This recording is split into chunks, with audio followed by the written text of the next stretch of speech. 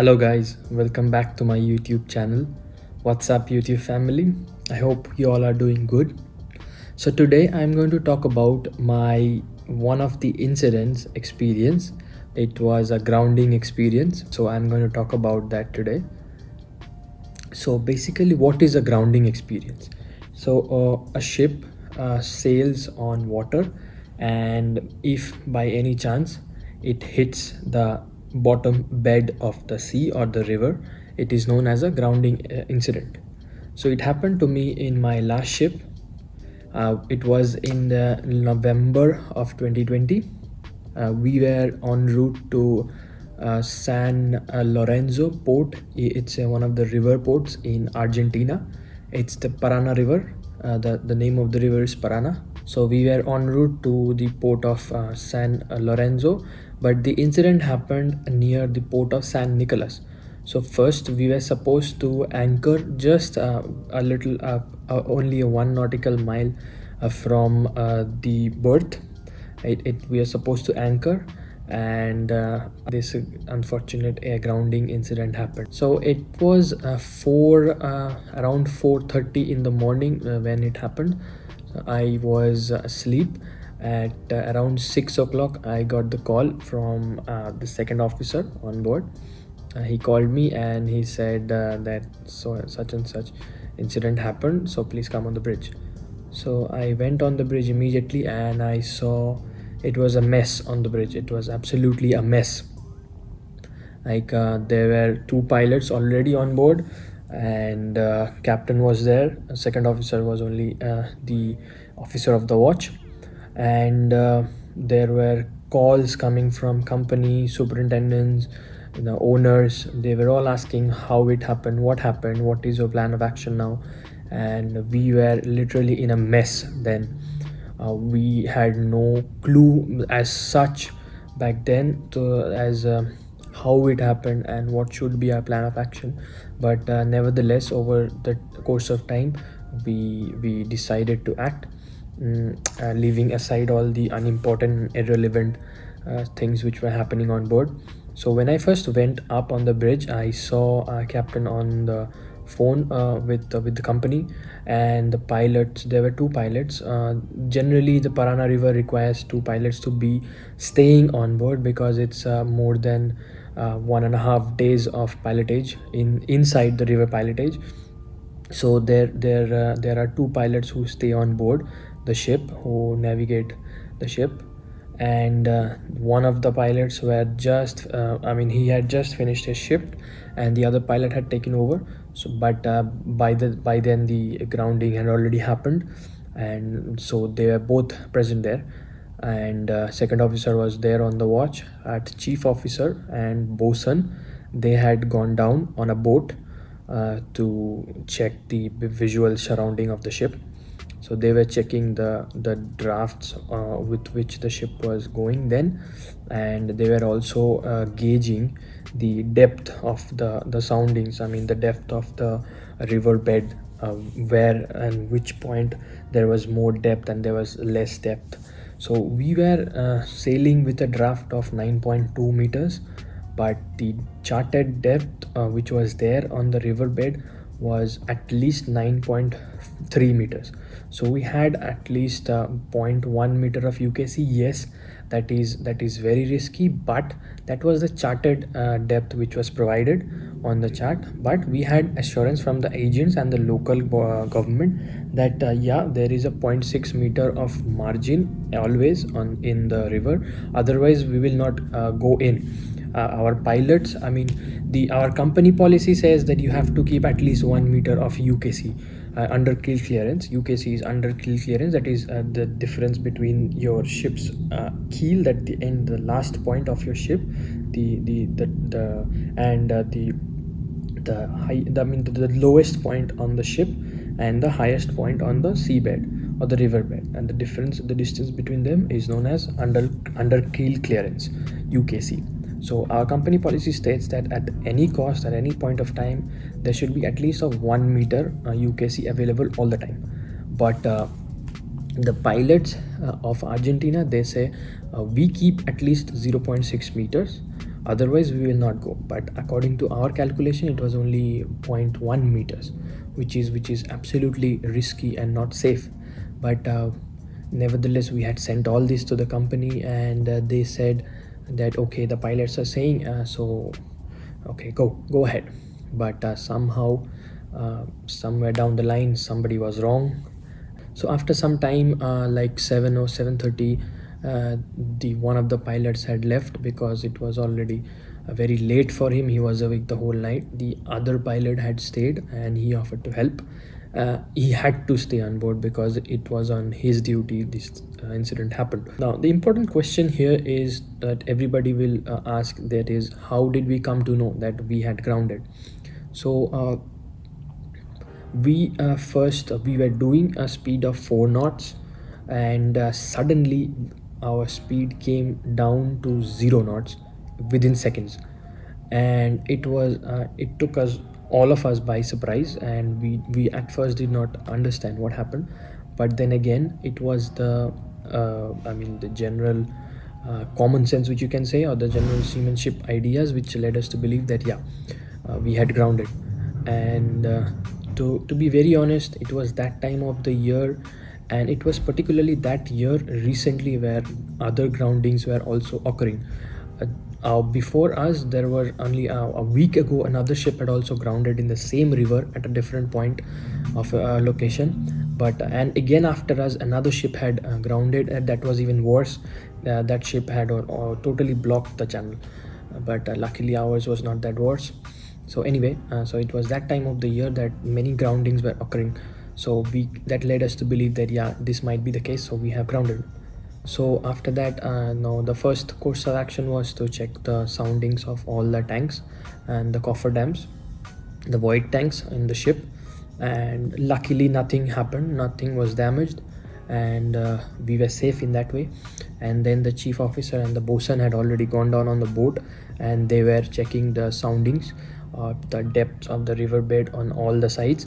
And they found out that the maximum depth which was available was towards the aft of the vessel, which is very obvious because we had already come safely from that side and then we grounded. So there was no question of more depth forward.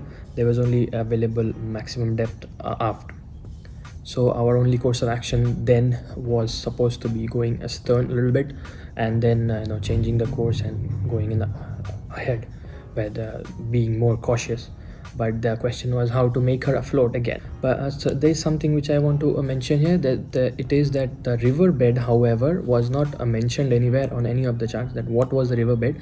We had guessed it was mud, but later on it did not turn out to be mud. It turned out to be silt, and not exactly silt, it was something else as well, which is very unknown. So firstly we tried to refloat our vessel by the help of another vessel which was coming outbound. So what happens is, when a vessel passes very close to you, the wake of the ship, the waves it produces, that helps the other vessel to go the other direction, the direction of the ship the other ship is going. So another ship was coming outbound and we were stationary. So this ship, which was coming outbound, with the help of that ship's wake, we would have gone a little bit astern. We were supposed to take that action in our favor. So we had tried at first with that ship. So it passed very fast, and our engines were not that responsive. So we failed in the first time, and then after some time we were discussing and thinking about what to do next. And so our captain, he finally decided, no, let's not wait and let's do it. And the pilot offered to help, and we both, the pilot and the captain, we managed to go full astern. We didn't wait for the load program to finish, but we had to. It was an emergency, so we went full astern as soon as we could, and the ship started acquiring speed very quickly. And somehow by steering, we just managed to refloat. We managed to get out of the place where we were stuck. So we managed to refloat our vessel, and immediately, as soon as we realized that yeah, she is refloat. How did we realize we were afloat? By the steering. because we were going astern and our steering was not very responsive until and unless we got free. So as soon as we got free, our ship started moving to starboard. So in that way we understood, okay, she's free now and she's afloat, let's take this to advantage. And immediately we steered as clear as possible from that area, and then we gave full ahead and we started moving ahead. We navigated a little cautiously, and then we came back to the place of the anchor where we were supposed to anchor at the first place. So that's how we got out of that situation, and we managed to refloat our vessel. But then again, that was not the end. We had to anchor again where we were supposed to, and then the series of action, the paperwork all started happening. Navy coming on board, Coast Guard coming on board, surveyors coming on board, but nobody from our company managed to come, but that's okay. So there were series of actions which happened later on. There were inspections happening, and there were port state control coming, there were underwater surveys, and there were hull surveys, and there many things happened after that. But luckily, nothing happened to our ship. That is the most the good thing which came out of this situation. I mean, there was nothing, no damages happened as such. It was only we just touched the ground, and that's it. And then we came back and everything was fine after that. That's what that's what we came to know after all the inspections and surveys. So what was the cause of this grounding? I would say that this was purely lack of accurate information provided by the local authorities, because there were no UK BA charts as such in those areas which are absolutely accurate 100%. The chart depth shows 9.3 meters and the depth is something else. And there were the Argentine Coast Guard, they keep publishing many depth. According to the month of the year, they publish different depths at different points, locations of their full Parana river. There's a list which comes out in the website, which we came to know later on from the pilots, the next pilots, the departure pilots. He showed us where to take out this information from. So their website publishes for all those people who are transiting Parana river. It's a very good piece of information. Please take a note of this, that if you are transiting Parana river, you must go into the Argentine Prefectura Naval Maritime, their website. You must log into that website and you must take out the depth information, the recent depth information from them, and you will get to know there are different points according to the buoys. If you are transiting the river, you will see there are different buoys at different location and they are numbered. So you make a note of those buoy numbers, and you see the depth of the page. You see the depth page and you tally with that buoy number. So this buoy, say for example 167.2 buoy number, the depth is this, the base depth is this, and then the charted height, the tide height, and then the total actual sounding value. And then you can get an idea, okay, so this point at this location, at this buoy, the depth is going to be so much. So I will be taking my calculations based on that. So that is one of the main causes of this grounding, that there was no accurate information available to us. And another reason is there was dredging operation going on in the channel, and the Argentine authority were not very serious with regard to the dredging operation. They were continuing the operation of dredging, but these ships were continuously plying. So if you are planning a dredging operation somewhere, you are taking out the silt from that area and you are allowing ships to pass through that area again, which is building more and more silt again. So what is the point of the dredging then? So you must finish dredging, you must isolate areas first, and then you must find alternate routes for ships to pass, and that's how you go on, and that's how you carry out a dredging operation. But the Argentine people, the authority were, I don't know what what they thought or what they were thinking. So that is one of the main reasons 3 of the ships in that year had grounded. So these 2 were the main causes, according to me, of our grounding incident. But the funny thing is that the pilots who on whose duty this happened, he wanted to blame this on the Coast Guard, because the coast, as per him, the Coast Guard were not publishing accurate information. What information he had was the same as the ship had, and yet the grounding happened. But when the Coast Guard had come on board, he wanted the captain to write a statement that the pilot they wanted to blame it on the pilot, and saying that the pilot was had the information, yet he did not publish it to us, or he did not cooperate. So that's the funny thing which keeps on happening everywhere. So that was all my experience of grounding. I hope if this video helps any other seafarer in their transit to Parana River, and I hope you liked this video. If you did, please like this video and share it as much as you can, and also don't forget to subscribe to my channel for more videos like this.